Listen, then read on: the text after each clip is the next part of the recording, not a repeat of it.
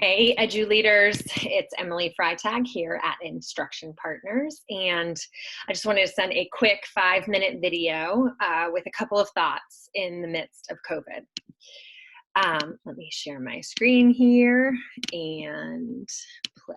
Okay, it is March 19th. It is hard to believe we are here, but we are.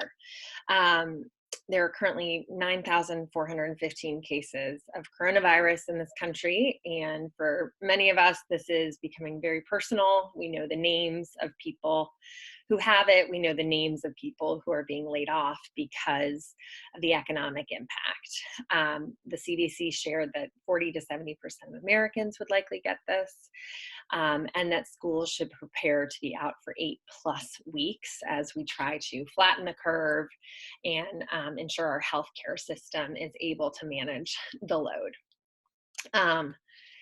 So for years, people have been saying about special education, it's not a place, it's a service. Well, schools are now not a service, not a place. And it is going to require us all to completely rethink how we do things, every aspect of school, but schools are going to be more essential than ever to their communities during this time. And leaders, you all are doing an incredible job just taking one decision at a time. We at Instruction Partners have the luxury of not needing to figure out how to feed children right now. And so we're trying to get ahead of what might be coming, and we have started to see, given that we work with people all across the country, an emerging kind of school hierarchy of needs right now that we thought might be helpful to share. Basecamp, even before Focus One, is making sure that you are processing and taking care of yourself and your family. This is a time to put your oxygen mask on first and take a deep breath, and one step at a time. I think this probably feels like a very lonely time, and just know that you are not alone. There are a lot of other leaders grappling with the same choices, and we will get through this one step at a time together. The emerging needs that we are seeing start with just getting organized, forming teams, reorganizing roles and responsibilities, helping your leaders know what they need to be doing right now. From there, safety is the first focus. So are all kids at home? Are they safe? Do you have nutritional solutions in place for kids who depend on school for food? We are seeing lots of schools get organized around this very quickly, many using their summer school plans to think about how they're feeding kids, and relying on emergency plans that you may already have for safety and health. From there, it's clear there's a lot of questions that come up about policy. Everything from state testing, what does this mean, to how do we pay people? Are we going to keep getting paid? To which I think the answer is absolutely yes. What does this mean for IEPs? So there's a lot of policy questions coming up. Beyond that, engagement and relationships. Are we keeping in touch with families and kids every day or frequently? How are we organizing ourselves to just be engaged and communicate? From there, we see questions of access emerging, devices and bandwidth questions, and there's some interesting solutions that bandwidth providers are creating there. And then from there, and only after all of that, learning. And how do we support students in their learning with a focus on students in poverty? So this is the hierarchy of needs we're seeing emerge, and we have a slightly more detailed version on our website here. So you can just click school hierarchy of needs, and this outlines some of what we're seeing people grapple with one step at a time.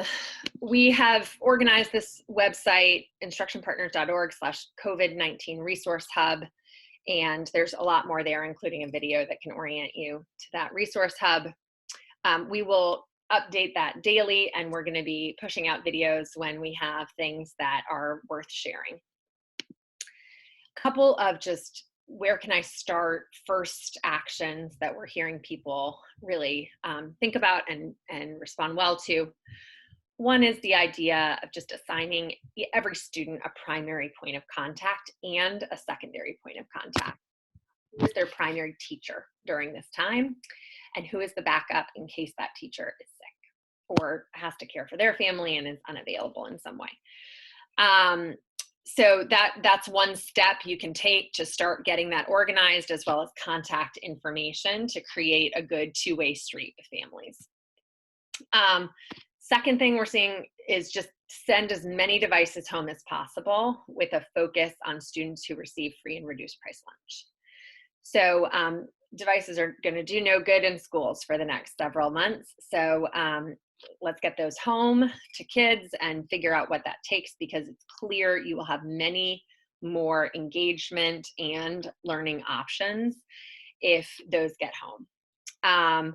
Third, we are seeing that teams that are forming core values, how we're operating in the midst of this crisis, with a focus on resiliency, adaptability, focus on students and generosity with each other right now.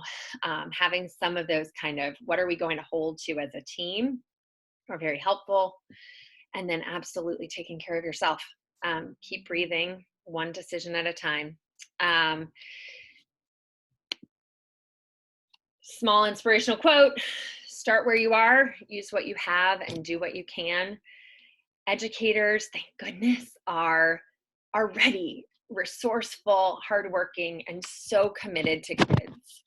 And we can use what we know in this time. Yes, we are going to have to reimagine schools in some dramatic ways, but we also know a lot about what it means to care for kids and instruct kids, and we can draw on that in the. Let us know if you are seeing things or have questions popping up that you would like to know what others are doing on. We will try to aggregate as we go. How to handle prom, graduation, kind of closing ceremonies is one question we've gotten. So, just keep all the questions coming and we will aggregate what we can.